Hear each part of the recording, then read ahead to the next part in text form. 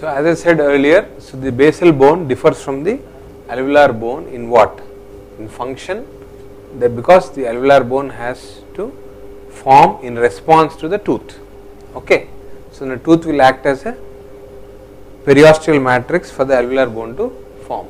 So it is the function which differentiates the basal bone from the alveolar bone. See, the growth and development of the alveolar bone is directly related to the development of teeth. The absence of teeth, no alveolar bone. Okay. Which of the following shows 200% of its adult growth by the age 9 to 10 years? Now you know your Scammonn's growth curves or differential growth of your tissues, isn't it? Now which tissue shows more by around 200%? It is your lymphoid tissue, which infers your immunity, and it has to grow by 200% by around 9 to 10 years. Later it involutes or regresses back. Okay, 100%. Neural tissue will reach 100% by around 6 to 7 years, but 200%, the one tissue which grows is the double the amount is your lymphoid tissue, which confers immunity, and later it involutes back. You see the Scammonn's growth curve, where you see the lymphoid tissue reaching 200% by the age of 10 years approximately. Okay, and then the neural tissue by 6 to 7 years. This is the general tissue, which is in a S-shaped format, and then the genital tissue at the puberty. So the human body does not grow at the same rate throughout the life, and different organs at different rates at different amount at different times. So called as differential growth. So different tissues at different rates at a different pace at different time. So this is the Scammonn's growth curve. The neural tissue completes most of its growth by around 6 to 7 years, and the lymphoid tissue by around 13 to 14 years it doubles up. This is a mechanism to protect against infection, and it regresses back, and the only tissue to show negative growth or involution. Okay, and the genital tissue grows after the age of puberty. Till the puberty there will be no growth till the adult. At birth, the following structure is nearest size will attain its adulthood. Like at the birth, the size is almost close to the adult. Which part? It definitely cannot be a mandible. It definitely cannot be the middle face, because they are away from the cranium. Now in cranium, whether it is vault or base, which is closer to the head or which is close, is vault. Is the most part which is cephalic in presentation. So cranial vault will attain size similar to that of adulthood at birth. Then later cranial base, then maxilla, then mandible. Okay. This is as depicted by your cephalocaudal gradient of growth, which states that there is an axis of increased growth gradient from the cephalic to the caudal region. That is, structures which are closer to the cephalic part grow at an earlier time when compared to the structures which are far away from the cephalic part. That is, structures which are caudally present or which are away from the cephalic part will grow at a later stage. So similarly, your cranial base, which is away from the cranial vault, will grow rapidly later, whereas your cranial vault will reach to the adult size even at birth. Okay. So postnatally, the face will grow more when compared to the skull. So postnatally, the face, this is face, this is the cranium. So the viscerocranium would have grown more at birth or before birth. So postnatally, it is the neurocranium.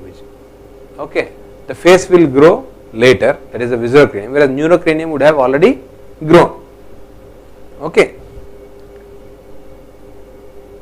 So at birth, the head would have occupied around 30 to 40% of the body height and limbs less, whereas in an adult, the head will occupy only 2.5%.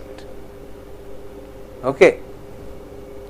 Postnatally, the cephalocaudal growth gradient pattern is seen as mandible growing rapidly than maxilla. So postnatally, what will grow more? When compared to the maxilla, the mandible will grow later because it is away from the cephalic presentation. So So maxilla growing rapidly, not possible, because the growth of maxilla is completed first when compared to the mandible. Rapid growth of midface, no. Both growing equal, not at all. So the mandible will grow little later when compared to the maxilla. Most cranial sutures close by 5 years, that is, all your fontanellas are closed and your cranial sutures close by 5 years of age. Growth of your anterior cranial base, that is your sella, turcica and nasion, that is the anterior cranial base and the posterior cranial base. The anterior cranial base growth is completed by around 8 to 10 years, most of the growth. It extends from the sella to the nasion and it acts as a stable reference plane, SN plane. The body tissue that grows rapidly but shows minimal growth after 6 to 7 years is 100% of the growth is achieved by 6 to 7 years. That is your neural tissue, that is brain. Okay. The negative growth is characteristic of thymus, which is a lymphoid tissue or involution.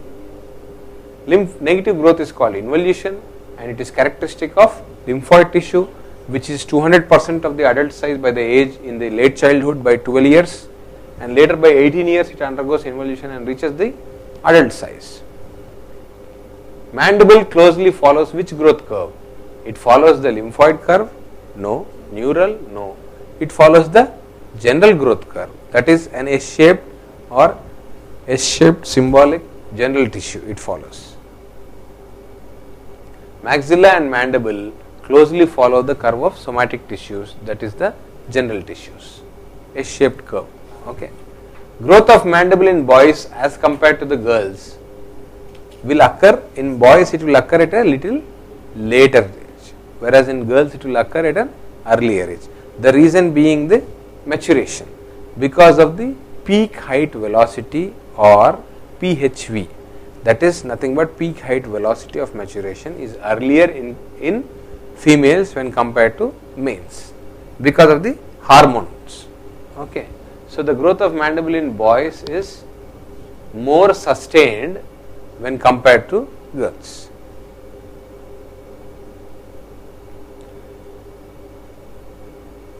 Considering the growth of the face in all the three planes, growth ceases last in which direction? I have just told you earlier.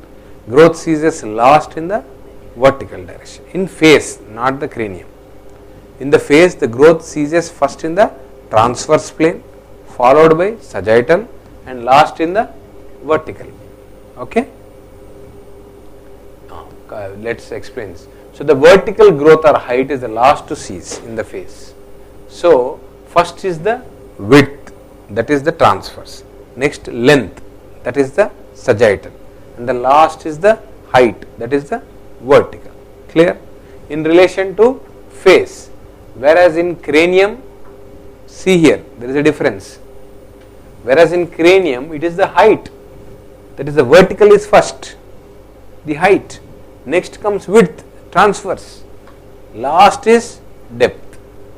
I repeat, cranium it is height, next width, next depth, that is vertical, transverse, sagittal, whereas face it is transverse, then sagittal, then vertical. Okay. So face it is again same, transverse, sagittal and then your vertical, width, depth and height. So the height shows the greatest incremental changes postnatally, that is the vertical changes are more in the face. So in the three planes of space, in both maxilla and mandible, growth is completed first in the width, that is the transverse plane. Growth is completed first in the width, that is the transverse plane. Which of the following is least effective in determining the site of bone deposition?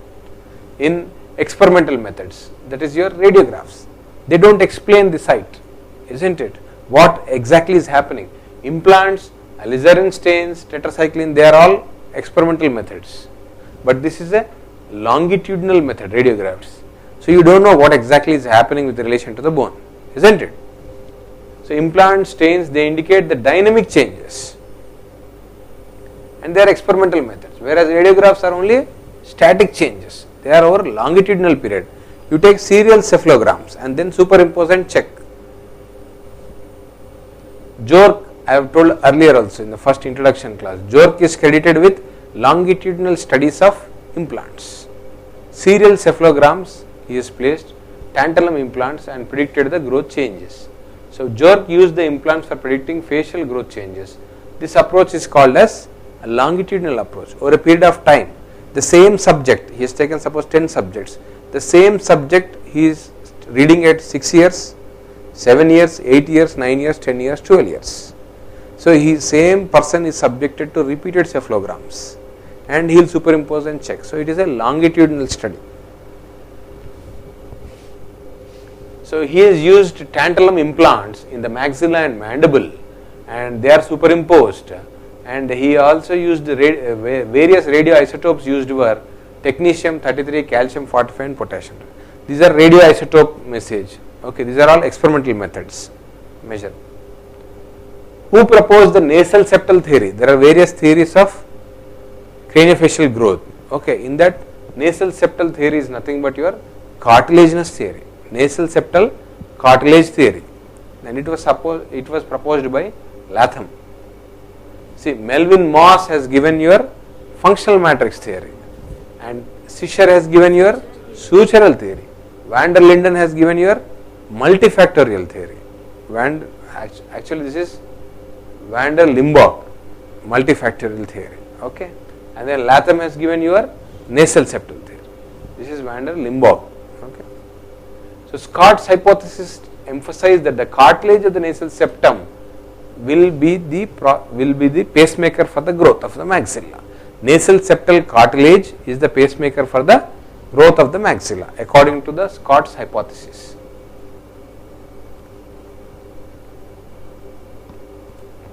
James Scott and Latham both are credited to the nasal septal cartilage theory. Okay. Enlow's V principle is found in Enlow have given two theories. One is V principle and one is counterpart principle. Okay. Now V principle is found in what? Is found both in maxilla and mandible. How the maxilla goes, palate, and then the ramus and the condyle. So both maxilla and mandibular growth is explained by the Enlow's V principle.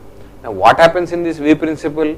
Bone deposition occurs on the inner sides of the V and resorption on the outer sides of the V, and it expands, and the simultaneous deposition and takes place, resulting in the two ends of the V widening.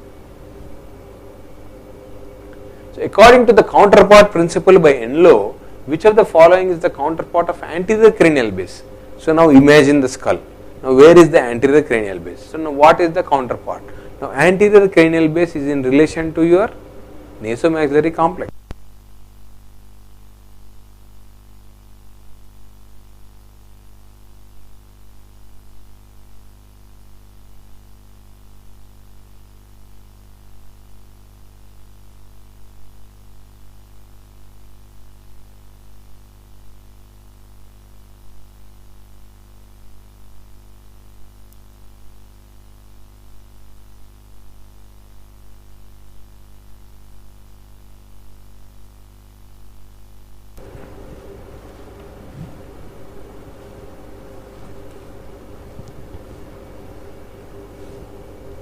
So what is the counterpart principle, which is the counterpart to your anterior cranial base?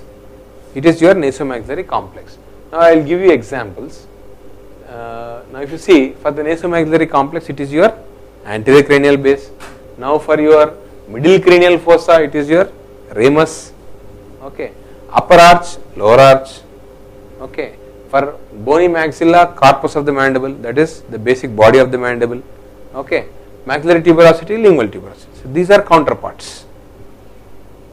So the growth of one is interdependent on the other growth. Now your anterior cranial base has grown sufficiently, accordingly your nasomaxillary complex will reciprocate. You understand? If my maxilla is short, mandible also tends to be short, or it will compensate. You understood? Likewise. So what this counterpart principle says is, the counterpart principle of craniofacial growth states that the growth of certain skeletal components are related specifically to their other structural or geometric counterparts. You understand? So functional matrix theory suggests that the determinant growth of skeletal tissues resides in the osseous tissues growth is dependent on functional matrices or non-osseous tissues. The growth of skeletal tissues depends on skeletal tissues? No. It resides in the non-osseous or functional matrices, isn't it? The growth or the skeletal growth or the bony growth or osseous growth is obligatory and secondary to the mechanisms which are functioning in the functional matrices or the non-osseous component. That is functional matrix. Your tooth is a functional matrix for your alveolar bone. Your medial pterygoid muscle and your lateral pterygoid muscle accordingly to your different components of your mandible. They are muscles, non-osseous tissues. So their attachment is responsible for the growth of your microskeletal units on the mandible. So Moss introduced the doctrine of functional matrix, whereas the functional cranial component was given by van der Klaas. He says, he attempts a relationship between form and function. The growth of the skeletal components depends largely on the functional matrices or non-skeletal tissues. Okay. Now, oral and nasal capsule of functional growth are related to. There are two types of matrices. One is periosteal matrix, the other is capsular matrix. Now, what is periosteal matrix? I will tell you. Now, capsular matrices are nothing but your oral and nasal capsule. Orofacial capsule and your nasal capsule is your capsular matrix. Now, functional matrix are of two types, that is all your soft tissues and spaces, muscles, glands, nerves, vessels, fat, teeth, all are functional matrices. Okay. They are nothing but your periosteal matrix. Your tooth is a periosteal matrix. Then there are two types, one is periosteal and the other is capsular matrix. Now, periosteal matrix is like your blood vessels, nerves, glands. They correspond to the immediate local environment. They act on the related microskeletal units. Now, your lateral pterygoid is there, medial pterygoid is there. They attack your ramus, angle, coronoid. These are all the microskeletal units on the mandible. Mandible is a macroskeletal unit. In that you have got various microskeletal units. So, in that microskeletal units, you have these periosteal matrices which act on them directly. And when they act directly, they produce a change in the transformation of the size. This is transformation, active change. Whereas this capsular matrix, which are neurocranial or orofacial or nasal capsule, they bring about, unlike periosteal matrix, they bring about indirect or passive change, which is secondary and results in translation. There is no active bone resorption or formation. It is only passive change. It is not an active change, it is translation. For example, now if you take an orbital capsule, if your orbital capsule is not there and your eye is not there, then there is no orbital capsule. You understood? Now, eye is a functional matrix, or eye is a soft tissue, non-osseous tissue for your orbit to develop. Now, what is orbit? Orbit is nothing but an osseous tissue. Orbital cavity is nothing but an osseous cavity, or it is a bony component. Now, that is subject to the development of your eye. You understood now? So, that is your capsular matrix or orofacial. Now, what this says now, now neurocranial capsule, brain is there, if brain is not developed adequately, where your cranium will develop?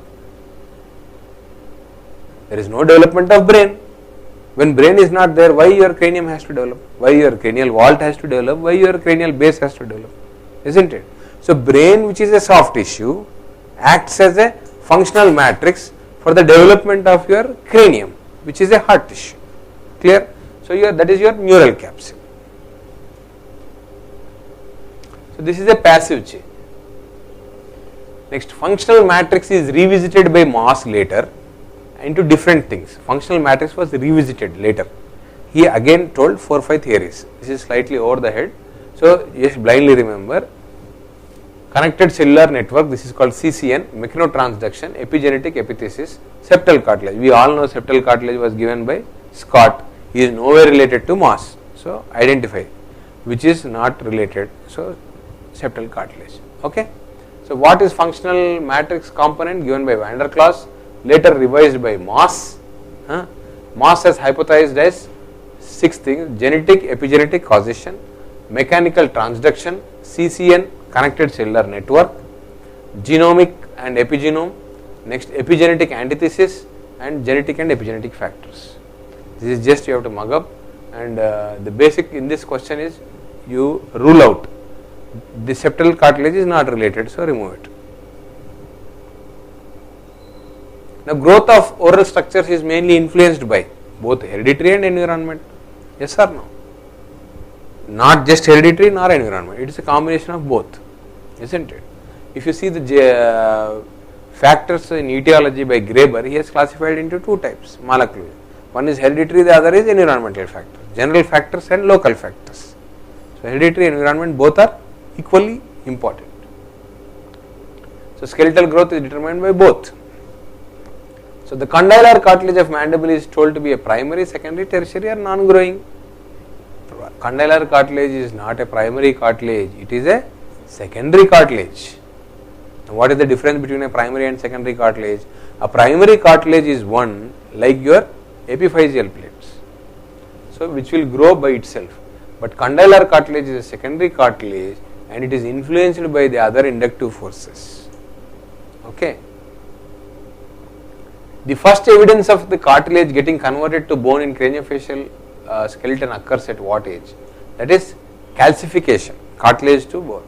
This normally occurs in 8th week intrauterine, that is prenatally by 8th week there is first evidence of calcification. See, 4th to 8th week of intrauterine life you see the cranial base formation. So, during this phase you see the first calcification. Later from around the 40th day you see it is slowly converted. So, onset of the cranial. Now, 40th day is nothing but you approximately you divide by 7. So, 7 6 are 42, that is 7th week of intrauterine life. So, 7th or 8th week of intrauterine life you see the first calcification,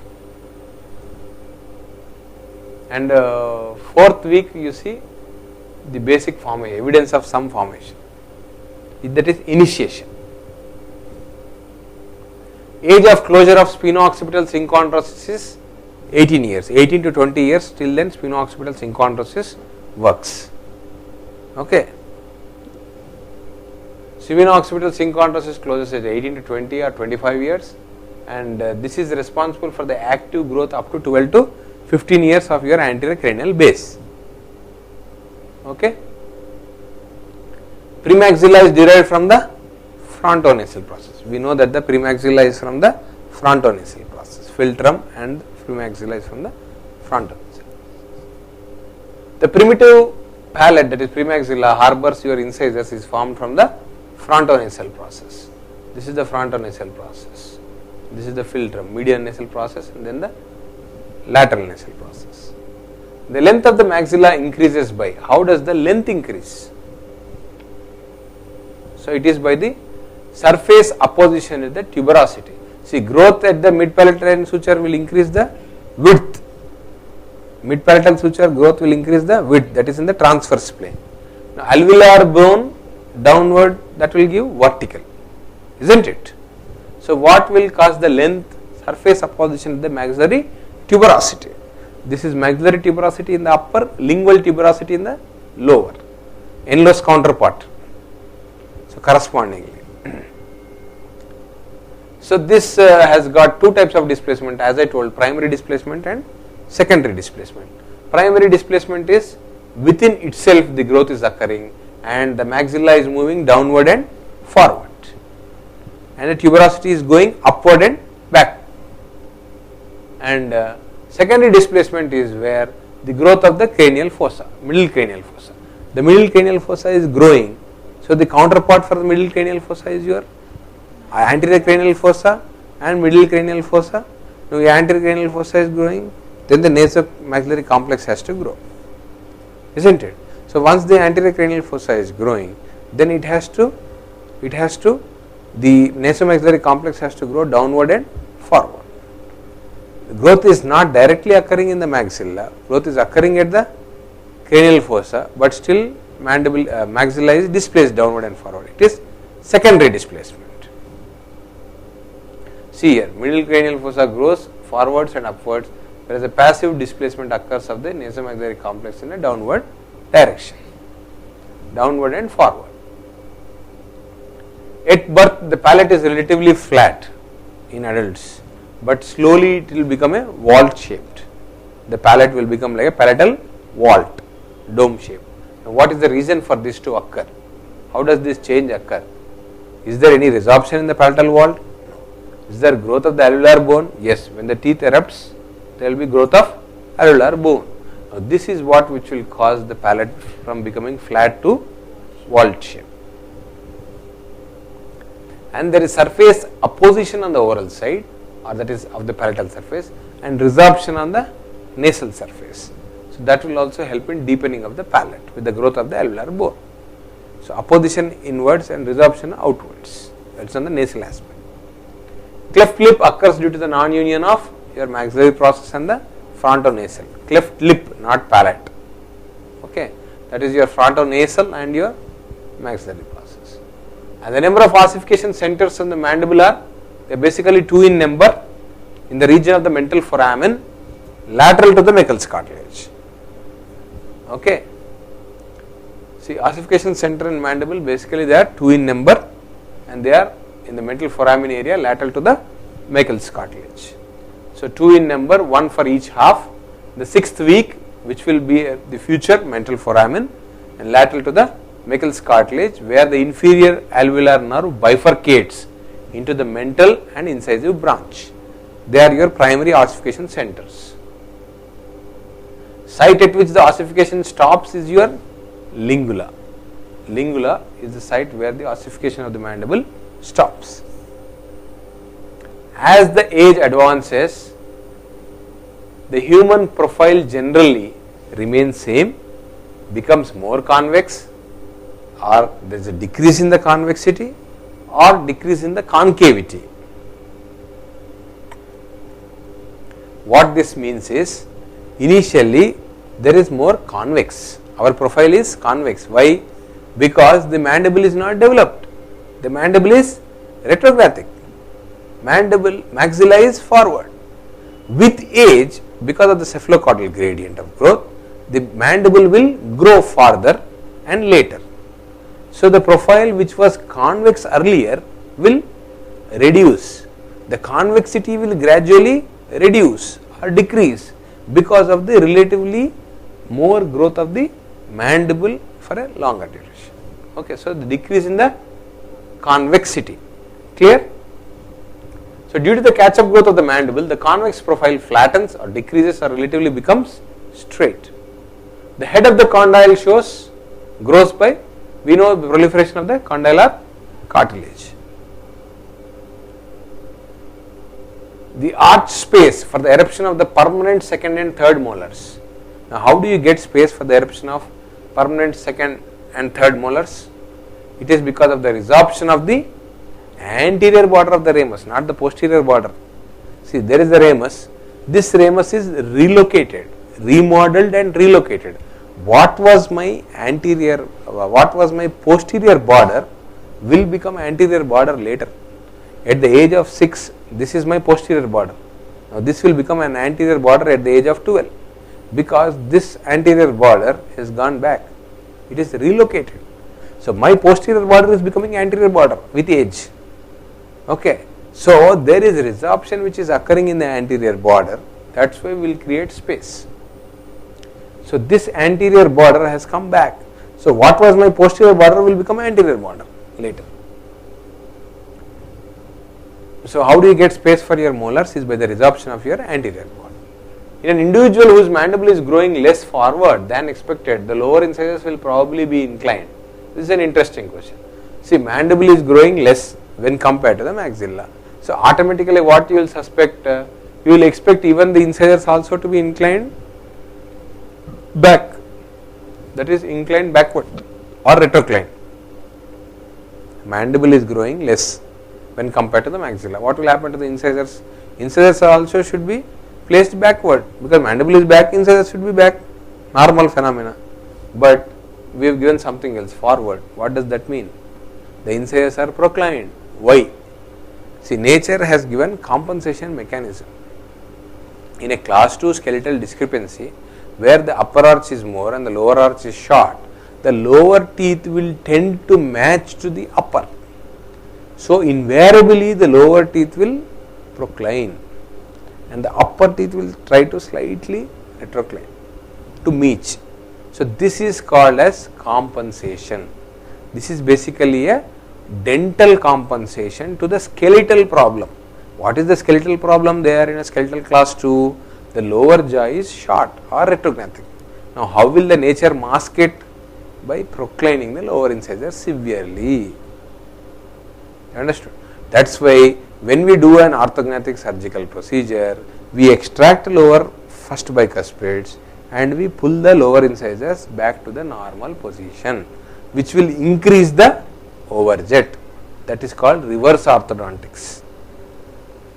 When we are doing pre-surgical orthodontics for any advancement procedure, we extract lower first bicuspids. Why? To retract the proclined lower incisors into the normal inclination and increase the overjet.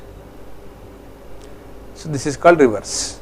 So, nature what? Nature is great. It will try to compensate the skeletal discrepancy, decrease the overjet by proclining the lower incisors. You understood? So, whenever the mandible is short or less than expected, lower incisors will be inclined forward, not backward.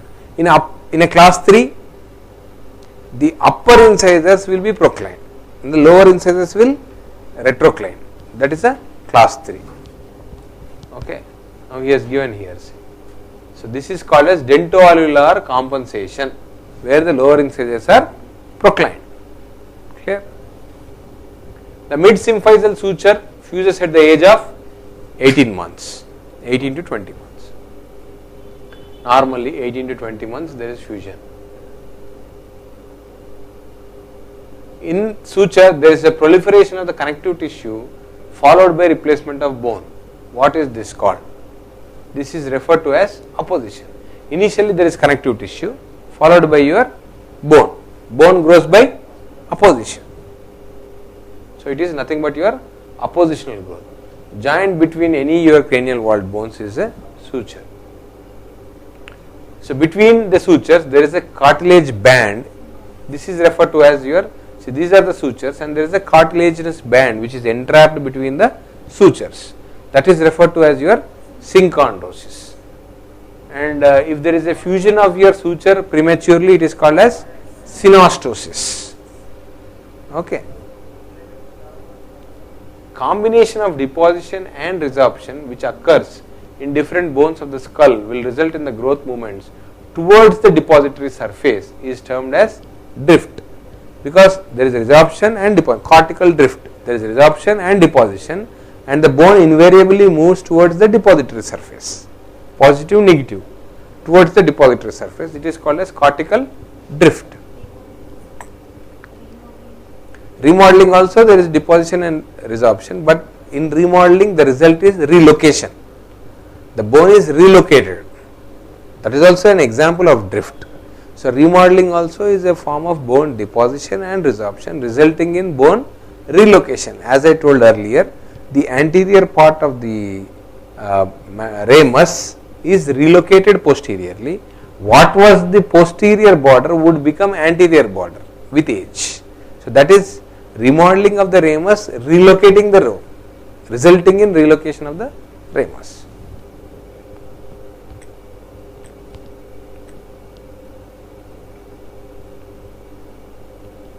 So, drift is combination of deposition and resorption resulting in the growth movements towards the depository surface. So, this is what is relocation and remodeling. So, remodeling is nothing but a progressive sequential change in the position. Result of remodeling is called relocation. See what is happening? See, this is my anterior border at age 6. This is at age 14, you assume 14 or 15. This is my posterior border. Okay. Now, what has happened to my posterior border? At the age in an adult, it has become my anterior border. You see this vertical line? This is my posterior border at a young age. Now at an adult age, now this has become my anterior border. Is it clear? So this is remodeling causing relocation, change in the position, that is drift, movement of the bone. Sorry. Which of the following statement is false?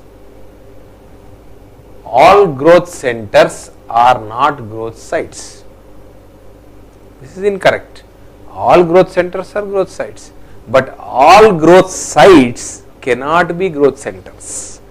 A growth site is merely a place where growth occurs, whereas a growth center is a growth site where growth is genetically determined.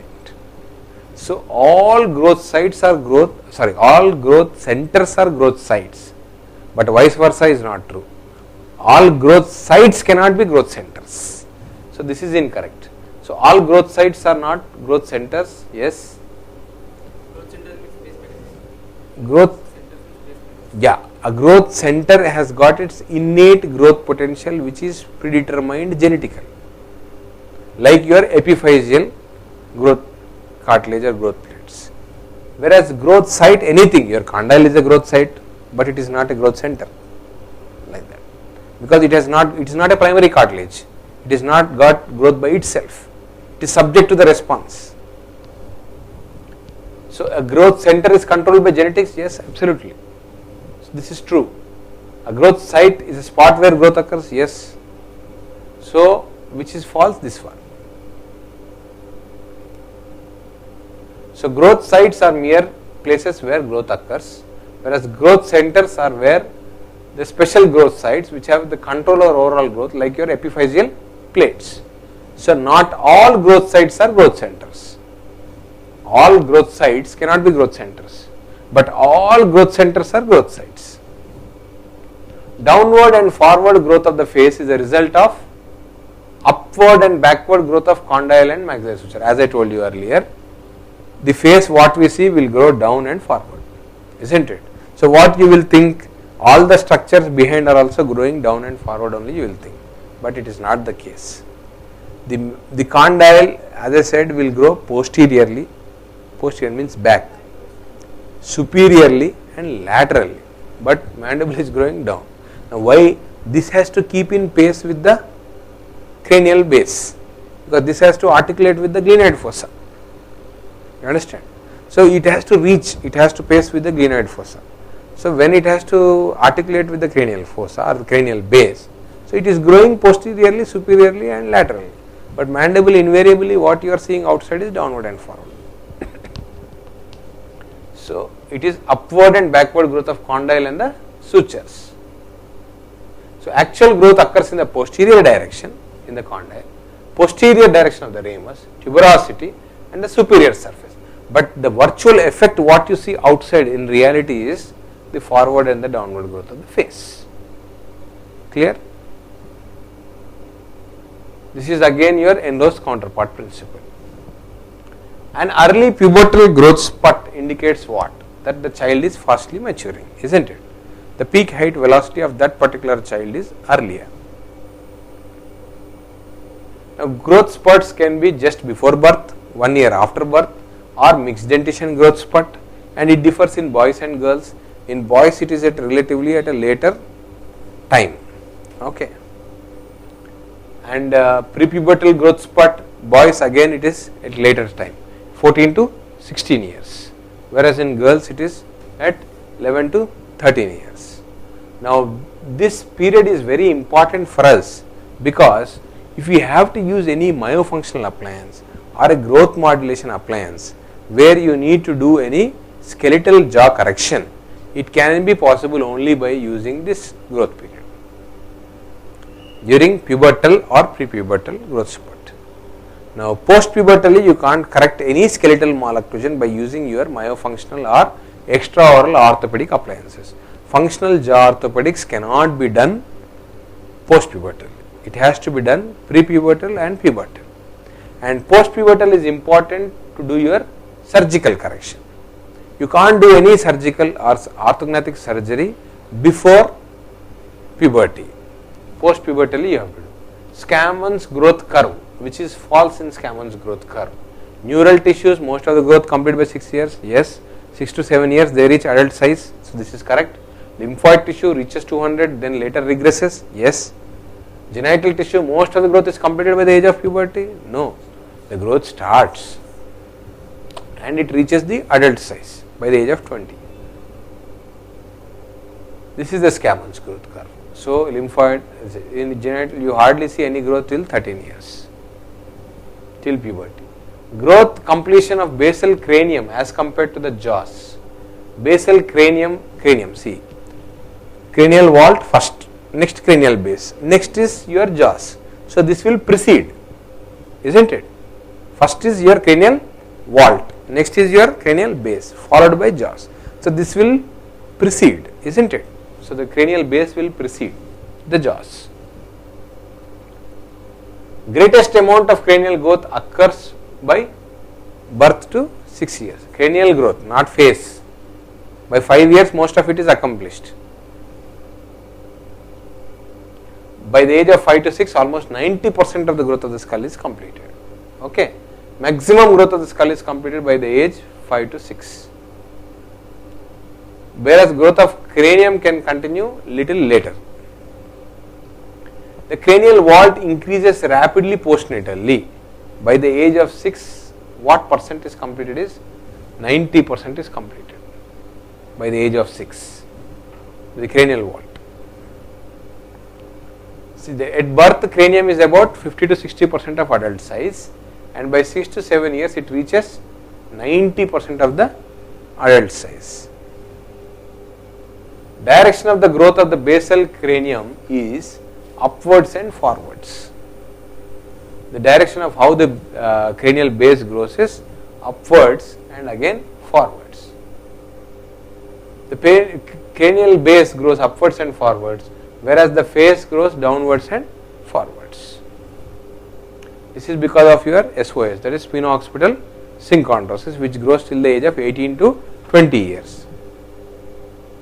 Now, enlarged tonsils in a 6-year-old child by the age of 12 is most likely to be because it is larger, or because of your lymphoid tissue, which is 200%, isn't it? Lymphoid tissue increases by 200% and later it will involute. Cranial vault follows the growth curve of cranial vault. Vault follows neural tissue. As I told, functional matrix, brain corresponds to your cranium. Brain is nothing but neural tissue. Neural tissue is your cranial vault,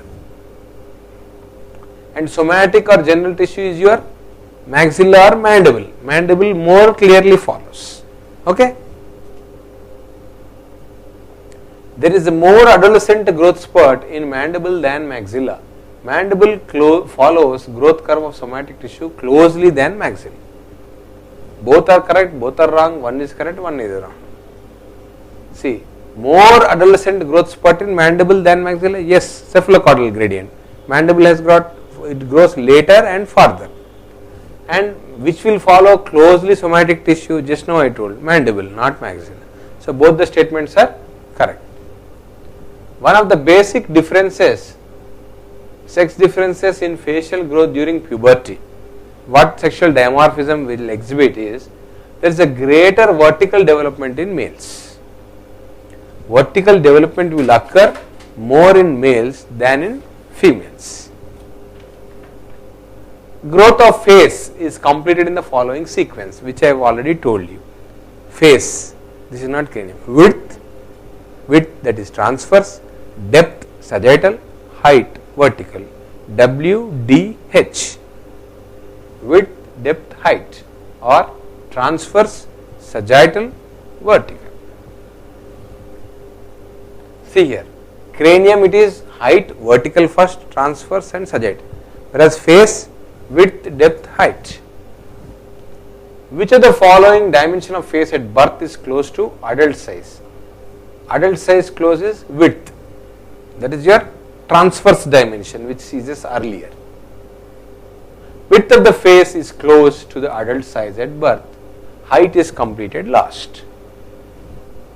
Alizarin red complexes with what? Calcium in the bone. That is, the staining is courtesy the calcium. Alizarin reacts strongly with the calcium during the vital staining. Vital staining was by John Hunter or Belchier, and these two did vital staining as an experimental method of studying growth. And various other dyes are alizarin red, acid alizarin blue, trypon blue, tetracycline. And Belchier used these. Belchier also is credited with vital staining. Hunter and Belchier. Clockwise rotation refers to what? Clockwise mandibular rotation.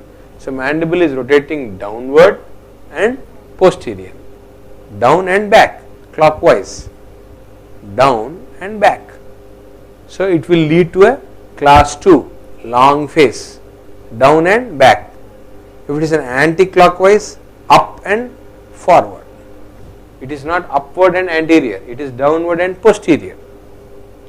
So a clockwise jaw rotation leads to posterior rotation, leads to an increased vertical face height, downward and backward, and a vertical grower class 2 with open bite.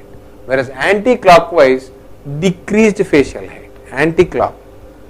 So reduced facial height, reduced lower anterior facial height, short face. Okay. Sutures theory, Sutures sutural theory, what he says? He says suture acts as an independent growth potential. That is what Sutures says. Sutures sutural theory says growth in sutures is responsible for craniofacial growth, and it is called independent growth. And von Limburg's multifactorial theory, Moss functional matrix, Petrovic's servo system theory. These names you have to remember. Who has given what theories? Scott's cartilaginous theory and also Latham. Scott and Latham.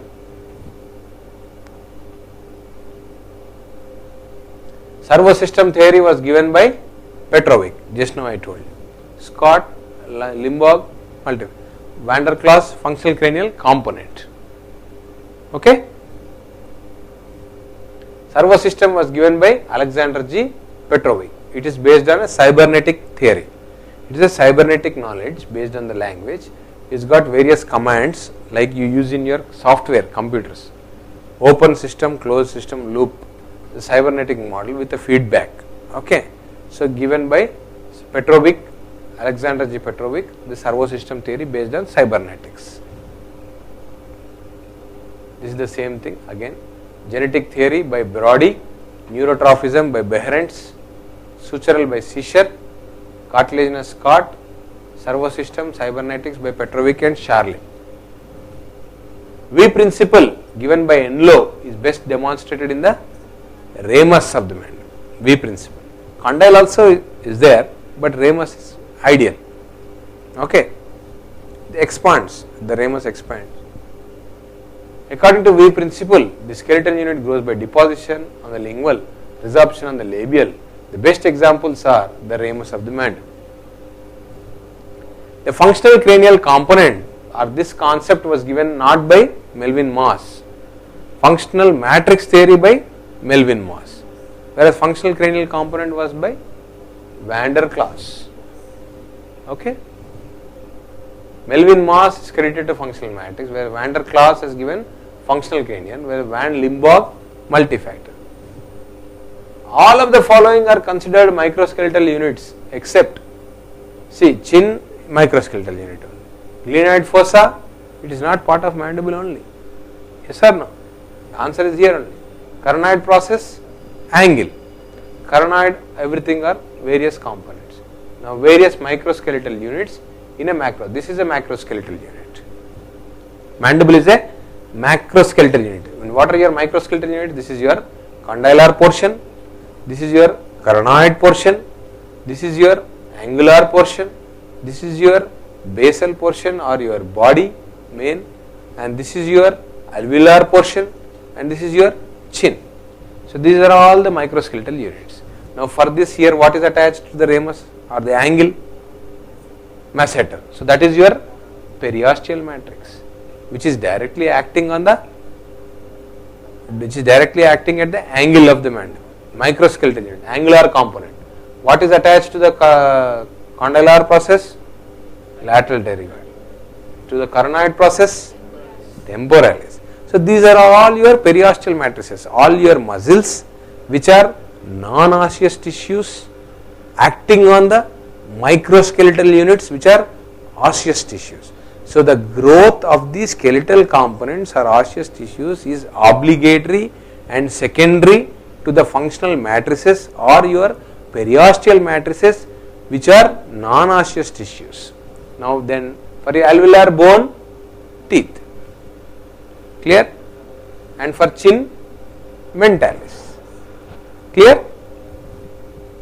Oral and nasal capsule are related to your capsular matrix, they are not your periosteal matrix. Periosteal matrices are muscles, glands, blood, all those things. So capsular matrix are your oral capsule, orofacial capsule, nasal capsule, orbital capsule. So periosteal matrices are your blood vessels, nerves, glands, etc.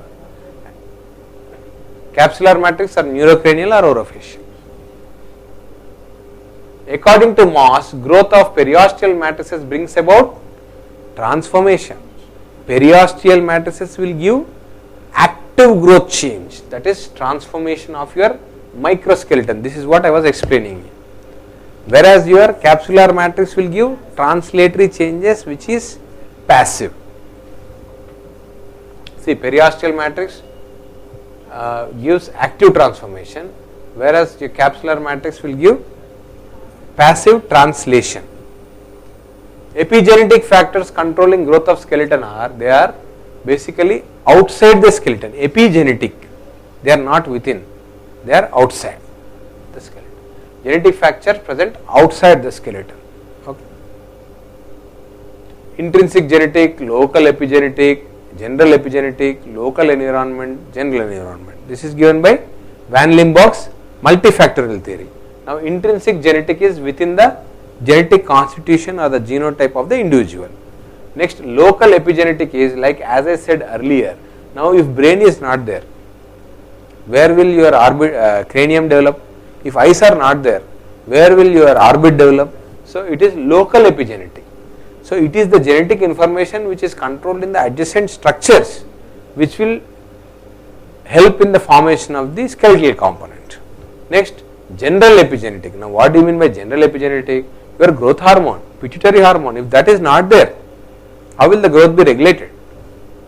Then local sex hormones. Hormones are again for your pubertal growth spurts. That is not there, any imbalance is there, where will the growth occur? So they are general epigenetic, they are outside the skeleton. Epigenetic means other than the skeleton. So local epigenetic, general epigenetic, intrinsic genetic. Next comes local environment. Now local environment is like habits, muscle force. General environment, nutrition, lack of nutrition, oxygen. Clear? These are 5 things in Van Limburg's multifactorial theory. Now all of the following are primary cartilages except we know coronoid and condyle, they are secondary cartilages. Which of the following are sites of cartilaginous growth postnatally? Postnatally cartilaginous. One is a cartilaginous growth definitely. 2, this is also cartilaginous growth only, isn't it? Then 1, 2, frontomaxillary suture, no, not. Then what it is? Nasal septum also cartilaginous. So 1, 2 and 4. Alveolar process definitely not a cartilage. So postnatally is SOS, that is sphenooccipital synchondrosis, condyle and your nasal septal cartilage. Growth activity at which of these synchondrosis completes first? Last is sphenooccipital, 18 to 25. So first is intersphenoid, if I am not wrong, within 2 years. Intersphenoid ossify at birth itself, intersphenoid at birth. Sphenooccipital 20 years, principal growth cartilage. Sphenoethmoid 5 to 20. Interoccipital 3 to 5. There are 4 synchondroses. Intersphenoids first ceases the growth at birth itself. SOS, sphenooccipital synchondrosis, principal growth cartilage till 5 to 25 years. Ethmoid 5 to 25 and interoccipital 3 to 5. Number of primary ossification centers in maxilla is 3. Mandible it was 2. This is 2 for premaxilla, 1 for maxillary proper. 3, 2 for premaxilla and 1 for maxilla proper. Maxilla develops by intramembranous. Mandible both intra and endochondral, especially the cartilage. In endochondral it is ethmoid, hyoid, incus, whereas intramembranous maxilla, nasal, zygoma, zygomatic, lacrimal, vomer all. Growth of maxilla in the vertical direction is due to the vertical direction. How that the growth occurs? It is basically the growth of the alveolus, that is as the teeth develops the alveolar component. The philtrum of the upper lip is formed largely by the philtrum is because of the which process? The globular process. Globular process is other name for your median nasal process, formed from the frontonasal process. The philtrum is formed from the median nasal process. And the lateral nasal process gives rise to your sides of the nose, that is the ala of the nose, and the two medial nasal process will give rise to the nasal septum. Cleft palate occurs during the disturbances in which weeks of intrauterine life? Cleft palate, it is not the cleft lip. Now cleft palate is around 8 to 10 weeks of intrauterine life, that is in the first trimester, in the third month of intrauterine life. Okay.